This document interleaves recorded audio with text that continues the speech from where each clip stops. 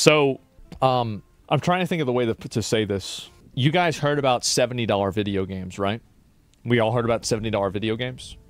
Well, we're already thinking about $80 video games now. And Borderlands 4 might indeed be $80. That? Well, what they say is, f you. That's it. I'm going to get one of those signs that sits behind me that says 0 days since last industry controversy. Yep. I have never seen so many companies so ready, so willing, such in a rush to try to give players more reasons not to buy their games. I sit back and I read some of this stuff and I'm just like, why can't you guys be normal just for like a week? Now we have CEO Randy Pitchford coming forward to say that real fans will be able to find a way to buy their games for $80. Only the real fans are going to be able to spend $80 on our looter-shooter slop game with millennial humor and mediocre graphics and below-average gameplay. That's only for the real fans. Price increases, and then also turning it into a fandom purity test. That is a bold strategy, Cotton. Let's see how that pays off for you. Too many times, these publishers and studios are betting on blind consumerism. Yeah. And time again, they are proven wrong. It's basically like the AAA game industry, their business model is that people are retarded. And they hope that if people are dumb enough, that maybe they can make money off of them. That's what it's all about. Realize how far their actions and their words travel. Every cash out and every crash out, it's costing them. It's costing them dearly. So today what I want to do is I want to give a lesson on brand economics. As a fan, Randy, we're going to talk about how your brand influences your financial performance and ultimately your future. Because Borderlands 4 is not the kind of game that I would just assume everybody's going to buy, regardless of how much money they have or how big of a fan they are. Or better yet, used to be. With both Nintendo and Xbox increasing their prices up to $80, it's expected that other publishers will fall in line soon. And most players are already wondering which games are going to be the next ones to make the jump. Here's the problem is that a lot of these games, like, they're just not worth $70 or $80. That's the big issue, is that Randy's right, but Randy's not making Elden Ring. You're not making Baldur's Gate 3. You're making another looter shooter. And executives have already weighed in on the topic, and in a surprising twist, EA CEO Andrew Wilson had already stated that they have no plans to raise their prices at this time. So well, yeah, because you have a million fucking microtransactions and you're farming 5-year-olds with FIFA gambling. Oh, yeah, you don't need to raise the price. That statement alone tells you how volatile this topic has become. Players are becoming more price sensitive by the day, not just because of inflation, but because the price of games already went up less than 5 years ago from $60 to $70 and now to $80. 2 points on a graph is a coincidence, but 3 is a trend. At this rate, people aren't worried about this price hike. They're more worried about the next one. Yeah, exactly. If games are going up this fast in price, who's to say in 5 years games won't be $120? To Randy Pitchford on Twitter with a friendly warning, it resonated. He said, Randy, this game better not be $80. Don't take that risk. A lot of gamers aren't going to pay $80 and feed this notion of constant price increases. You're the CEO. You have some say when it comes to your publisher. It wasn't hostile. It wasn't aggressive. Just a reasonable concern from someone looking forward to Borderlands 4 and worried about the fact that it might cost too much. And in response, Randy Pitchford delivered what might be the single worst way to answer a paying customer. No, it's not. It's not even remotely close to the worst way. There's like way more stupid ways of doing it. Yeah, we've seen way worse, okay, guys? It's not my fault. And B, if you're a real fan, you'll find a way to make it happen. My local game store had Starflight for Sega Genesis for $80 in 1991 when I was just out of high school, working minimum wage in an ice cream parlor in Pismo Beach. And I found a way to make it happen. Right, because nothing says love for a franchise like quietly accepting predatory pricing. And well, it's also because back then there weren't a bunch of other games at really high quality. That's the other thing, is that whenever you're existing in a market that's really competitive, you have to do something in order to make yourself stand out. So there's 2 ways that you can make yourself stand out with video games. You either make a really good game or you make your game really cheap. You have Vampire Survivors or you have Elden Ring. Imagine thinking that fandom is only defined by how much financial discomfort you're willing to endure. This isn't just tone deaf. This is loyalty tax disguised as nostalgia. So let's break this down. A multimillionaire CEO in 2025, during an era of a housing crisis, inflation, and mass layoffs, is telling players that if they really cared, they would just behave like he did in 1991. You just gotta go. You gotta understand that, brother. You go into the store and you ask to speak with a manager, and you gotta give him a firm handshake and give him your resume in person. That's how. So back in 1974, I got my first job doing that, and that's all you need to do. All right. Physical resale value, didn't have season passes, deluxe editions, microtransactions, or day one DLC. This isn't PR. This is financial cosplay. He's not relating to players. He is romanticizing economic struggle just to justify an $80 video game. That game that he bought in 1991, it didn't come with a deluxe edition, 4 expansion passes, and a 6-month roadmap. You bought it, you played it, you were done with it. So that's not so different from what Borderlands 4 is going to be today. Here's another component. College, housing, food, and other expenses back then were not rapidly increasing beyond the rate of inflation even at the same time that the amount of money you're making isn't going up at all. So the issue isn't that, so like here's a, like, let's say this is, let me go back. This is your money, okay? So this is all of your money. Well, what's happened is that people have been eating into this money. And these circles that used to be this big are now this big. And so you have, for example, food, school. Let me move this over. School. And then you have, let's see, a cell phone. And then let's go ahead and let's do another really big one, right? And let's see, this is obviously, rent, mortgage. Yeah, and so like now, like the amount of money that people have has become like much more minimal. So the issue is that back then you had proportionally more disposable income because you didn't have all of these extra expenses. And the price, like for example, like look at the price of tuition for college. And the price of tuition for college, this is the issue that a lot of people, like, I think Randy doesn't really understand this because it's like a third order effect, and he's not part of this generation. But this is what happens to a lot of people that go to college, is that they take out a tremendous amount of money in student loans. And the majority of people that play Borderlands 4 are millennials. These are going to be people within the ages of probably like, I don't know, like it's like 28 to like 40, right? And maybe 20 to 40. Let's say like this age group. These people they basically had to make a Faustian pact with the government and say that no matter what, I'm going to pay this ever-increasing amount of money back in order to attain this degree that's going to get me a rapidly decreasing in value job. And so this is what happens to these people. They're getting spawn camped. Yes, they are. And they've been groomed into this, right? They've been groomed into this by adults for their whole life. You can't blame a kid at 18 years old after they've spent 12 years in school being told if you don't go to college, you're going to be a loser. You can't blame a kid for taking that risk when they've been groomed into that decision ever since they could exist and even think for themselves.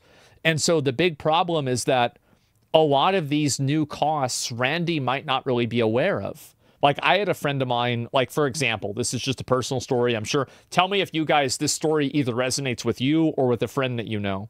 I had a friend that got a degree from UT, and he got a degree in theoretical physics. Well, it turns out that got him a theoretical job. So he had to go and get a real degree in mechanical engineering. And so after he got that real degree in mechanical engineering, he had over $100,000 in student loan debt. I think he's paid all that back, right? And like, keep in mind, like he was like a top 5%, top 1% person whenever we went to school. Like he was in like honor roll. He was, like had like almost 4.0 GPA. Very, very smart. He's smart in some things. He was good at doing assignments in school. Okay. And he's a smart guy, to be fair. And anyway, he said, nerd, yeah, it's my boy, right? I mean, we play Magic the Gathering together, and every day. We grew up together, and so like he made the money back, and like so like he's he's fine, but he's the minority, right? He is a hyper minority of people that was able to secure a 6-figure engineering job that now, and also he works his fucking ass off. Like he has to wake up at like 5 in the morning or something like that. Like it's like 5 or 6 in the morning, and he doesn't get home until like 6 or 7. It's insane. And so this guy works his fucking ass off, and like, yeah, he can make the money back. But think about how many people can do that. How many people do that, and they don't even have the money to pay off those student loans. So what Randy doesn't understand, sorry, I'm going off on a big tangent here, is that nowadays you have so many people that are eating into your money cookie that there's only crumbs left. And so you can't use 1991 logic anymore because we're not in 1991. And I understand inflation causes the price of video games to go up, and I get that. But to say that in a vacuum is tone deaf. I think the fact is that like whenever we're really old, we are going to lament the times that video games were only $100. I'm being serious. One day that will happen, but it's happening too fast right now. And that's exactly why this pricing conversation deserves a little bit more care. So no, Randy, your story about saving up while working at an ice cream parlor doesn't justify $80 digital video games. It makes you sound like the kind of guy who thinks eating ramen to afford loot boxes builds character. Pitchford is right about something. Oh, God. Gotcha logic. Fans will find a way, just not the way that he's going to want them to. They'll wait for a sale, or they will skip it entirely. Some of them are just going to pirate it out of spite, and they're going to do that guilt-free because, unlike Randy, they're not going to be assigning moral weight to a price tag. The best part of this is that other studios picked up on this sentiment. Devolver Digital fired off a surgical strike. I wish that Devolver made games that I liked more because I love Devolver. I love their events. I think that like their vibe, like they're one of my favorite publishers. And I just wish they made more games that like that I would be like, oh my God, I really can't wait to play this. Twitter saying that you're going to be able to buy Mycopunk for you and 3 of your friends for the price of 1 copy of Borderlands 4. Mycopunk, by the way, is this slick-looking FPS PvE horde shooter that has a demo that's out right now. Am I crazy for thinking that like this and Borderlands are basically like I don't like this? This looks fine. Like Borderlands looks fine. Like it's the same thing. Like yeah, this is the problem that I think these people don't realize. Like with Unreal Engine and the other types of advances in technology, these AAA studios are not creating anything special by having good graphics anymore. By the way, you can probably play that with friends for like 100 hours completely free. Pitchford, not wanting to take the L, retweeted Devolver Digital's post with this bizarre response. Mycopunk is cheaper than 1 point of meth, probably has fewer side effects too. What does that even mean? Well, what does that mean? That means that back in 1991, that wasn't all Randy was spending his money on. Yeah, I say that it wasn't just those Sega games, bro. Like he spent his money on all kinds of shit. And now this whole thing is just going to be remembered as 2025. Don't you guys have phones moment? Or maybe EA's, it's not gambling, it's surprise mechanics. Another one of those tone-deaf executives that are trying to make a point only to remind players, well, they stopped trusting these people in the first place. Funny enough, before this happened, Pitchford actually addressed the pricing concerns at a recent Borderlands event. I feel bad for Randy in a way, because Randy is right that he is in a place where his hands are tied because publishers generally decide the prices of video games. So he's put in a position where he effectively has to tank the decisions of another person. But I also am not sure like how much of this he's really pushing back on privately at all. Because obviously, like, you know, if I was publishing a game, theoretically, imagine if I published a video game, you know, and the developer wanted to price it at a lower price point, I would probably try to work with the developer and do something that they want, especially if I'm trying to make a business relationship with this person that's going to last for 20 or 30 years. No, if Borderlands 4 was going to follow Nintendo or Xbox's pricing, reiterated that it wasn't his call, and then added on that this game's budget is more than double that of Borderlands 3. But he finished by saying that he believes in this game, that it's great, and that it will deliver at any price point. No, it won't. It's too much. It's just too much. $80 for a game is too much for something like this in a market that's too oversaturated. Sorry. I mean, if you want the truth, I mean, look at The First Descendant. I mean, The First Descendant, I think, in a lot of ways, has cleaner and better gameplay than it looks like Borderlands does. I'll be honest, I think it does. So, like, why would I not just play that? And honestly, it might, but that's not the issue anymore. The sad part, this didn't have to be a controversy. If Pitchford just said what he had said at the event, or better yet, said nothing at all, the conversation would have moved on. Maybe people would have grumbled about the potential price hike. Maybe they would wait for a sale, but that would have been the end of it. Instead, he gave players another reason not to buy his game. One that has nothing to do with the price tag and everything to do with the person behind it. And I think also there's a big component to it where, like, a lot of consumers don't want to spend money on expensive games because they're worried that by doing so, they will create an ecosystem where those games are allowed to grow and get more popular and make money. It's like you don't want to reward a behavior that you don't want to continue. Problem is not just about the $80 price tag. It's about the arrogance, the entitlement, and the complete lack of understanding about how players actually think. Pitchford turned what could have been a calm, consumer-level concern into a loyalty test. He didn't just defend the price, he turned it into a challenge, a line in the sand. And this behavior isn't rare anymore. It's become a pattern. It's patronizing, and I think that it's especially patronizing to young people whenever they see people that are older who grew up in an economy that they felt like, that at least young people from their perspective, that economy was like more rewarding and, you know, people had more of a chance in it. And then to have somebody from that culture come and like talk down to them about selling a product to them, that's going to immediately trigger the fuck out of people. They're going to be mad as fuck about that. And it makes sense. The door was shut behind them. And I think they're right. I do. I think all of these like teenagers and college students and stuff like that that want communism, I think that they're wrong that that's the solution, but they're right that there's a problem. Across the entire industry. Problem. We've seen this time and time again, developers and executives who either don't understand the weight that their words can carry, or worse, they think that they're untouchable because of their titles. They treat their personal social media accounts like it's a diary, forgetting that everything they say reflects back on the studio, their coworkers, and the game that they are trying to sell. And when those comments backfire, the damage doesn't just hit them alone, it hits everybody around them. This is another really big component, is that when a person at a studio says something, like another great example of this was Matt Hansen from the Avowed studio Obsidian, is that when he started making all these statements about how Elon Musk was bad and he was putting in pronouns in the game and like all this other weird, like alienating political language, that kind of stuff hurt the entire studio and it damaged the whole game.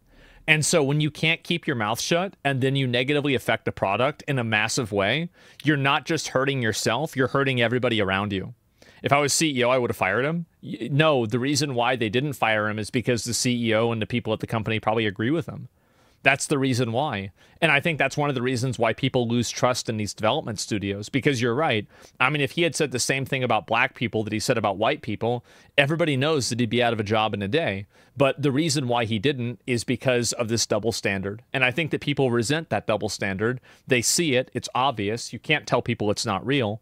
And because of that, you have people that just massively lose trust. Yeah. Just look at Helldivers 2, that explosive launch. Even with matchmaking issues, bugs, and crashes, players still stuck around because the developers felt like they were connected, passionate, and engaged. But once the first balance patch hit, well, the Reddit post started rolling in, and then one of their developers openly admitted to antagonizing the fans for their own entertainment. Discord mods started banning people using clown emojis on furry art. Then came the now famous "I thought you were refunding the game and leaving" post from one of their community managers during the Sony account linking disaster. The real problem there, in my opinion, was the Discord moderators, and I actually don't mind when a developer is snarky or rude to an obnoxious fan.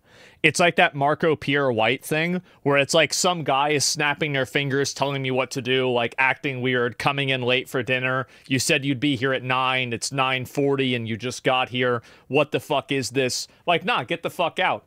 And so, like, I very much dislike the idea that, you know, companies should be punching bags. I really dislike that idea. But at the same time, it was the Discord mods that they had a bunch of furries and weirdos that wanted to put weird shit in Discord and use, and this is for Helldivers. It's for a fucking video game.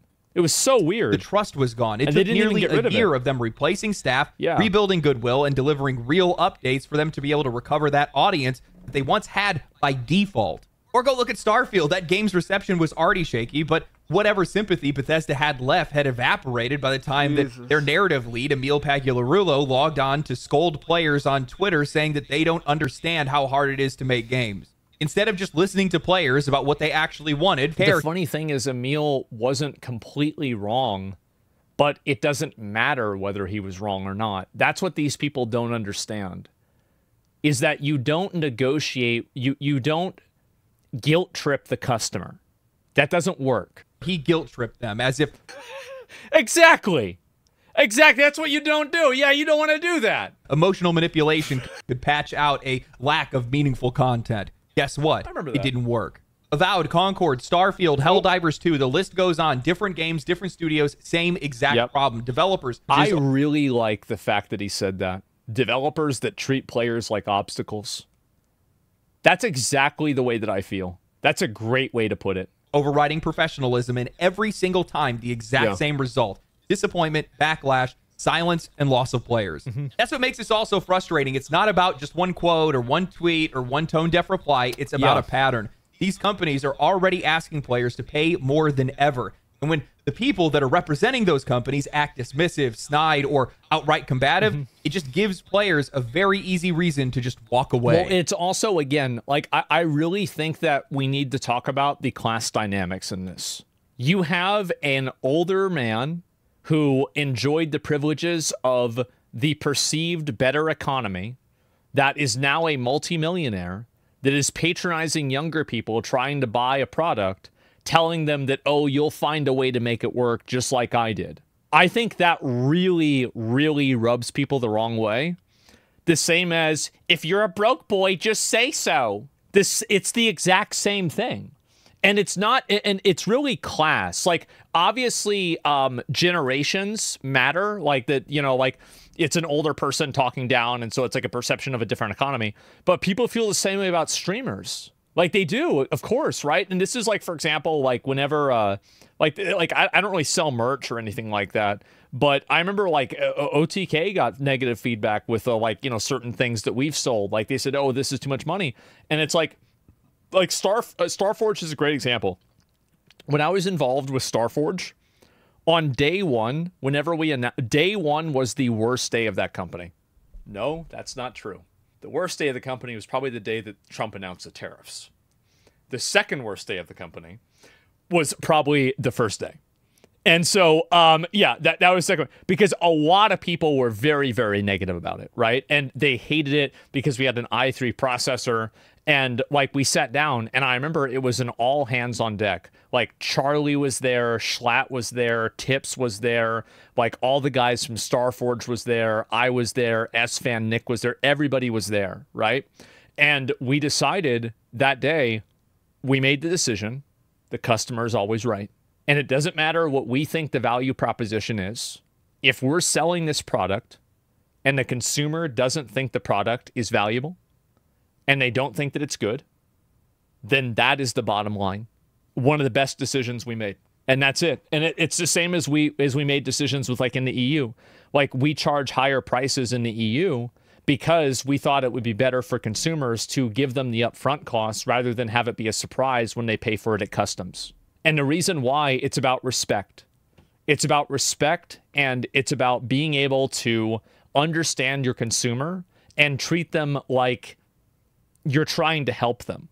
That's the goal, right? You're trying to create, like, because again, you take a step back, fundamentally, 95% of business, if not 100%, is about solving someone's problem. My problem is that my hair is too long. Okay, well, I need to go to a barber. My problem is that I'm bored. Okay, well, I'm going to go to a movie. My problem is that I'm hungry. I'm going to go to the grocery store. My problem is that I, want to exercise. I'm going to go to Academy and buy a set of weights.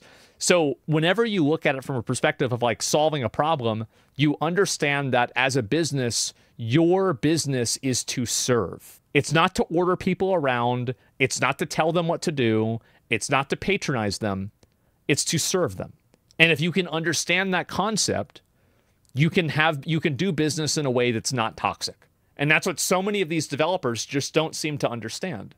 And so many businesses don't seem to understand either in general.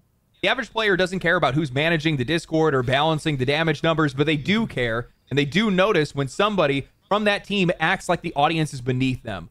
When you push players away, don't be surprised when they don't come back. Games are already expensive. Don't make players pay for your ego too. Yeah. I genuinely think that these companies underestimate how many people use social media, which makes a lot of sense seeing how much they spend on their marketing budgets. But it doesn't take a whole lot to come across a stray quote or a headline. You don't have to be watching videos like this. If you are remotely interested in Borderlands, the entire idea that everybody now, like, and also, like, think about think about the level of disrespect that these companies are exhibiting by even using this as an argument. It's okay for us to sell a bad product that's discussed online in depth about it being negative and problematic because we have an army of retards that are going to see a commercial for it on TV and buy it anyway. What a shitty business model. Like, really, I mean, what a cynical, shitty business model that is. There's a good chance that you're going to be scrolling Twitter or Reddit or YouTube or whatever it might be, and you're going to see something, and all of a sudden somebody that had passing interest in something is going to pass entirely. Yeah, exactly. It's as easy as that. Once negative sentiment starts, it is impossible to put out. It is possible to put it out, but it's really hard. It took Starforge probably 6 months to rebuild that trust, if not longer. Think about how long it took for CD Projekt Red, how long it took for No Man's Sky. You can rebuild the trust, and oftentimes the trust being rebuilt makes it stronger than it was in the beginning. But at the same time, like, From Software hasn't really ever needed to rebuild trust. And I think that people trust them and I think they're great. Same as Valve. So, like, you don't need to do that. Rebuilding requires making a good product. Yeah, and it costs a lot of money.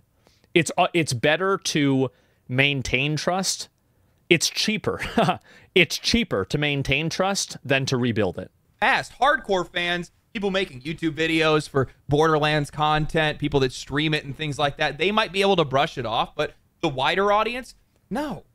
The people that have been burned before, the people that are sitting on the fence, the people are wondering whether or not they're even going to be able to afford it, when something like this hits their feed, it just reinforces all of their most negative and worst assumptions possible. Every negative possible thing you can imagine is true. These developers are out of the pricing is unjustified. And now here I am sitting here and seeing the CEO say that if I want to play their game, I need to dig deep to be able to be taken seriously. Yeah, Jesus. What really kills me is the complete lack of just living on earth when it comes to some of these executives. They cannot see anything past their own ego. You're sitting here telling me during a housing crisis, all this inflation, all these prices going up, you're trying to tell the common customer that we increased our prices, we increased our staff by 150 members, we increased our budget by more than twice the amount. And you got to pay for it. We're going to need you guys to be able to make that up for us. You overspent, you overstaffed. This is your problem. You make a bad financial decision, and then you expect the customer to bail you out. That's not how it works. Personally, I don't understand where all this optimism is coming from. Pitchford is acting like Borderlands is untouchable, but the way things have gone lately, you can only be certain that your real fans will be able to show up if you even have them.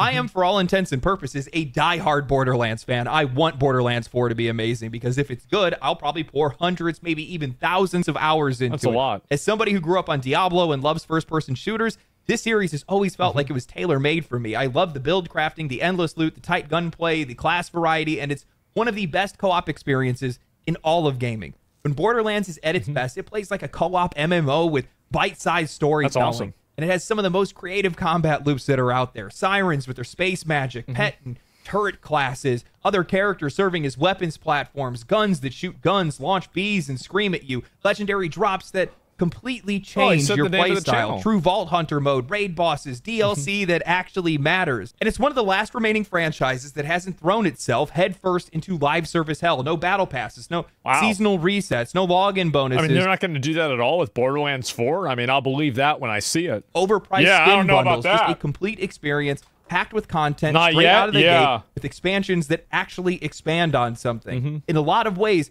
Borderlands is a reminder of what games used to be before monetization warped the entire genre. But that's the thing. What Borderlands represents and what Borderlands has become are two completely different things. And what I don't think Gearbox has acknowledged or maybe hasn't realized is that Borderlands has a reputation for the few, not the many.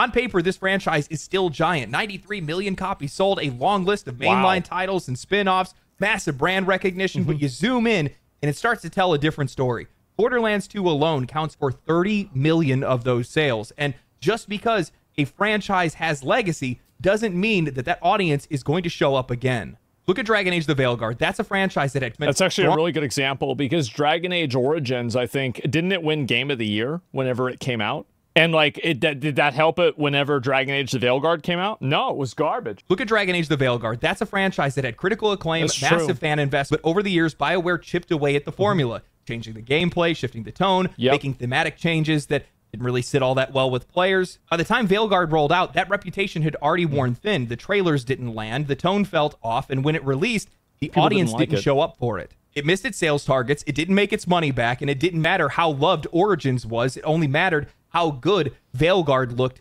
right now. Yeah, you're not going to be able to guilt people into buying a game because they liked the game 12 years ago. I mean, especially not with all the bad press around it, too. It's not like it was only one bad thing about the game. There were like 10 bad things about it. Nothing about it was good. The combat looked like garbage. The graphics were garbage. The story looked weird. They had like weird woke stuff in it, too, that was alienating for people. Like, everybody thought it was bad. Borderlands is not immune to that. Legacy can only get you so far when each new entry leaves a worse impression than the last. The pre-sequel was the first sign of this. It reused assets, leaned heavily on recycled systems, and told a side story that nobody asked for. It is still the worst-selling game in the series. Then came Borderlands 3, a mechanical leap forward that modernized the gameplay, selling 22 million copies, but it dropped the ball entirely when it came to writing and tone. I have a love-hate relationship with Borderlands 3. I love playing it, but I hate the fact that I'm playing that game specifically. The gameplay loop is incredible, but every time a character opens their mouth, I want to mute the game. They followed up one of gaming's most iconic villains, Handsome Jack, with 2 live-streaming space influencers narrating your every move. They leaned hard into this influencers thing, and even harder into the worst kind of millennial irony. Surface-level references, smug quips, and jokes less funny than watching The View. And probably the most damning part of the game... That's one of the big issues, too, is that the writing is being done by millennials. Like, millennials have done irreparable damage to writing, and it cannot be overstated. Do you think the increasing price has anything to do with recouping money from the movie flop? No, because every studio's doing it. They killed off beloved legacy characters and shoved new ones in your face like you were supposed to care, especially Ava. One of the most grating, self-important characters I've ever seen shoehorned into a major franchise. The whole thing had this weird, forced female empowerment thing that this is the problem, is that, like, everybody can tell when they're trying to push some, like, weird, like, women agenda or something like that. Like, a lot of guys and, like, I think average people can tell. I think maybe they think they're being subtle about this, but if you're not even good at, like, if you can't even write good jokes, what do you think the chances are that you can write a good agenda? Well, you can't.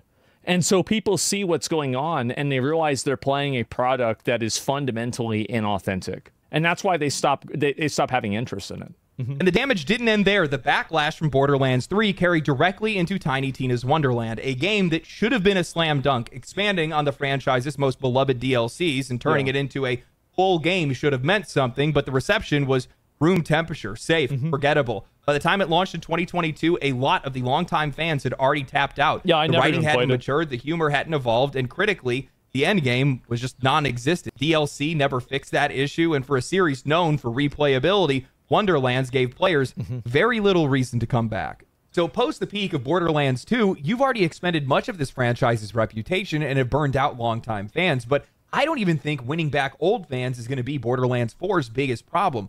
The issue that they're going to be running into is the damage that's been done to the brand. This is one of the big issues that a lot of people don't understand with branding, is that whenever a company's brand is damaged, it's something that happens over time. It doesn't happen like immediately. It's not like, oh, instantaneously the brand is awful and everybody hates this game. No, or this product. No, it happens like the first product that comes out that's bad, a lot of people can usually forgive that. But then whenever it's the second one and the third one, that's whenever people really start to lose interest. It's gradual. Yeah, that's what I think happened with Bungie. It's what happened with Blizzard.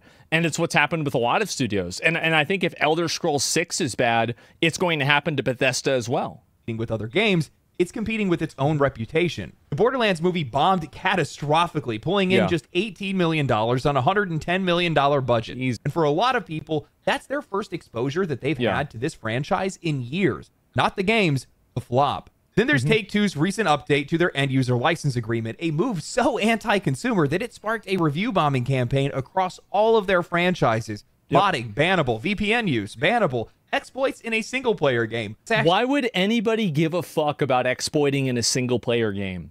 How does that benefit the customer in any way to ban people for exploiting in a single-player game? Why? Who cares? You bought the game. They've got your money. Like Elden Ring has a mod that turns you into a jet engine, and you can blow everything up as not a jet engine, sorry, a fighter jet, and you can go around and blow everything up instantly, and somehow that's totally fine. Meanwhile, their competition hasn't just caught up, it's already passed them. Deep Rock Galactic, Remnant 2, Helldivers 2, Risk of Rain 2, Monster Hunter Wilds, Rust, Lethal Company. The co-op space is stacked right now. Some of these games are cheaper, some of them are free, and most of them feel fresher and more ambitious than what Borderlands has been offering lately. All of this leading up to the real question, who is this game even for anymore? It's for fat millennials that own at least 5 Funko Pops, that still watch Marvel movies. People that grew up with Borderlands 2, they've grown up. Everybody knows it. 20s, 30s, or 40s now. They have kids, careers, limited time, and they're not lining up to drop $80 on a franchise they used to love. And this is another, he actually brings up a really good point here. This is something I don't really talk about enough, is that when you're a guy and you have, even if you have a lot of money, buying a video game that you're going to play for 1,000 hours because you play video games all day has a higher value add for you than buying a video game that you can play for 3 hours on Saturday and maybe a half hour or an hour a couple of times on the week. And so that's another big issue, is that as people, get older and their priorities change, what happens is that now that value is no longer fully realized. And Gen Z players, they didn't grow up on Borderlands 2. They came up through Fortnite, Minecraft, Roblox, games that speak an entirely different language. Their first impressions likely came from Borderlands 3, Wonderlands, or the dumpster fire of the movie. Yeah, exactly. None of that reflects Borderlands at its peak, and none of it really sells the fantasy. And that's what makes this all so risky, because legacy players aren't impressed. Also, I feel like the graphics haven't really improved. Like, I think that there's a way to do this graphical style that's way cleaner and better than what they're doing. And how they're handling this is very, very mediocre. It's literally the same, yeah. For example, like Dark Souls 1 and Elden Ring are the same style, but they just keep getting better. Where it's like, when I look at Borderlands 4 and I compare it to what Borderlands 2 looked like, it's basically the same thing. Who's going to be left to rally around this game? 6 years have passed since Borderlands 3. That's long enough for a generation of players to move on and forget or form new habits. And the longer that you're gone without momentum, or in the case of Borderlands, killing your own momentum, the harder it is to claw back relevance. You need every advantage that you can get. You need a pitch that resonates beyond your core audience. He does have a pitch that resonates beyond his core audience. It's resonated with everybody, and everybody's come together to say that he's a retard. So it's resonated with the entire internet. It worked. And even if longtime fans do return, telling them to find a way to pay $80 is a hell of a tone to strike. It does not build trust. It builds resentment. It makes the franchise sound like it's still stuck in 2012. Nothing is ever guaranteed. This is a different industry, a different audience, a different world, and Borderlands doesn't get to act like it's the only game in town anymore. So yeah, while Pitchford might think that real fans are going to find a way, the reality is some of them won't, some of them didn't, some of them are going to see the price, they're going to remember the quote, the jokes, the movie, and they're just going to walk away, because even the most loyal players eventually stop showing up when the brand they loved stopped speaking to them. That's what happened with WoW, is that over time people just lost interest with the brand. And I think that's what happened with Overwatch as well. Is that, like, if you mismanage a brand, it doesn't die overnight, but it dies over 3 or 5 years, and it is not a fiery, like, they don't burn out, they fade away. And it's sad. Everything past Borderlands 2 has not aged well. Not at all. In fact, the writing, the characters, the themes that they use, the jokes that they use, it's cringe. And cringe is not going to move copies. No. And that's one of the reasons why the narrative lead for Borderlands 4 came forward and said, hey, this game's going to be much more darker. It's going to be much more grounded. It's going to be a little bit more serious. And I hope that's the direction that they go in. Because people's opinions are based off of their first impressions. Yeah. And this series has not done a good job with first impressions for quite a few. Well, this is the reason why, is that, like, I mean, if you can't even manage to make a good first impression, what are the odds you can make a good game? Really? Judge a book by its cover? Absolutely.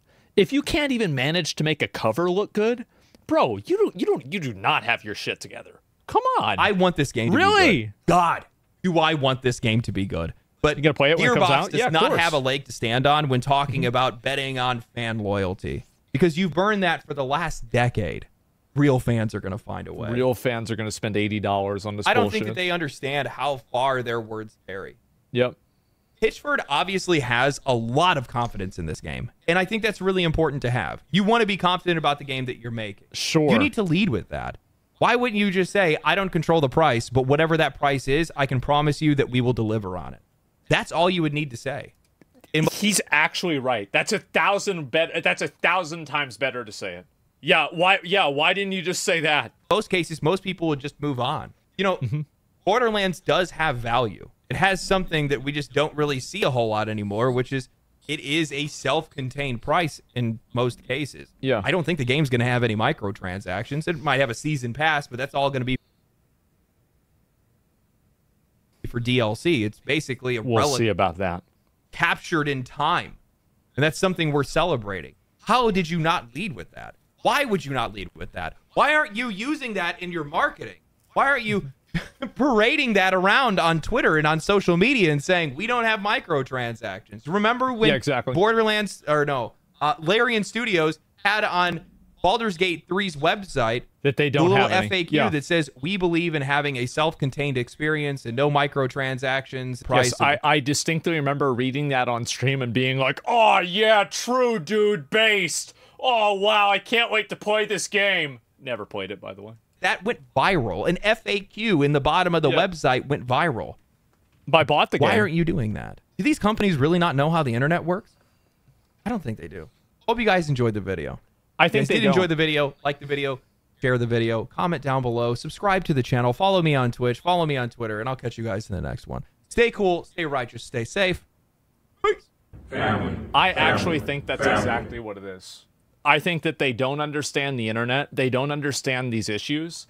And I think especially for guys that are older, like around Randy's age, they don't really understand a lot of the struggles that the average video game age player has. And so for them, these things seem normal, but they're actually extremely tone deaf, right? $80 for a fucking video game like this. Again, I would have no problem paying $80 for an insanely good game, but we're not talking about an insanely good game. We're talking about this bullshit instead, right? And so I think that's a very big difference. I want to say that, like, in general, this is exactly the way that I feel about this too, is that the fact is that, like, a lot of people nowadays just simply don't have that much disposable income. And on top of that, there are so many other things that are eating into your income.